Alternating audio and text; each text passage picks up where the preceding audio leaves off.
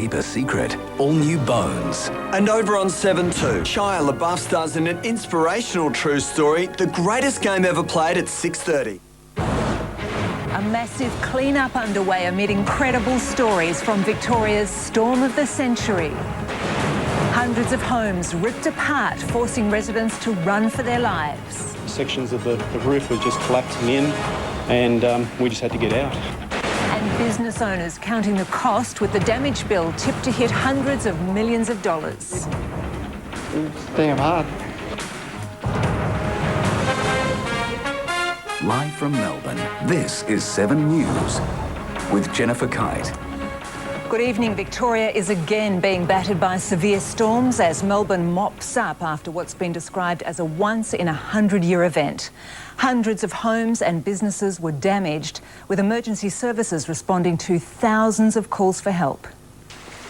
Severe storms in northern and central Victoria, and they're heading south. Melbourne preparing for a second day of buffeting. And the sort of things you could get are flash flooding, large hailstones and damaging wind gusts. Like thousands right across the city, residents of Niddry were still reeling today. Roofs on these two homes were ripped off, hitting neighbouring houses. A narrow escape. 3 of us work here, right? So we went maybe 5 minutes before this one happened. Late yesterday, it looked apocalyptic. The Weather Bureau believes it was the worst hailstorm in more than a century. A supercell thunderstorm, an organised beast of a storm. Lemon-sized hailstones in Melbourne, very rare. And we're talking large lemons.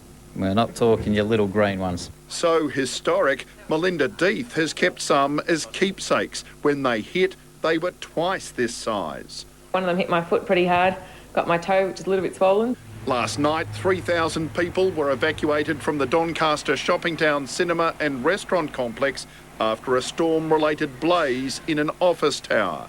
We believe it was probably due to an electrical fault, possibly in a fluoro. Might have been damaged through the storms today.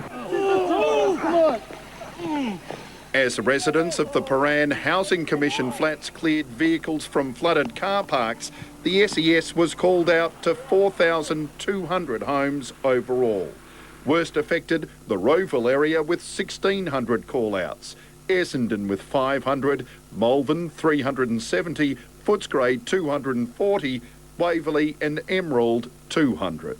Our house, by the way, took water yesterday and we'd been out. Daughter got home and her room's full of water. And there will be more call-outs. Many householders, they'll get home having been away for the weekend and they'll find water damage. And the SES says this massive clean-up will last at least until Tuesday. Southern Cross Station is still partially closed. The storm's so ferocious, hail tore holes in the roof, and 24 hours on, hailstones are still there. And just imagine flying through all this. Well, that's what the Melbourne football team had to do on the way to Adelaide. There's a few potholes up in the air, and it was a little bit eerie up there for a little bit, but we got there, which is good. With storms expected here shortly, we're still on high alert. But it really is batten down the hatches. I think that's where we are. It's batten down the hatches. We're going to be belted with winds tomorrow. Nick McCallum, 7 News. And for the latest on the wild weather, we're joined by Amy Parks. Amy, what's happening?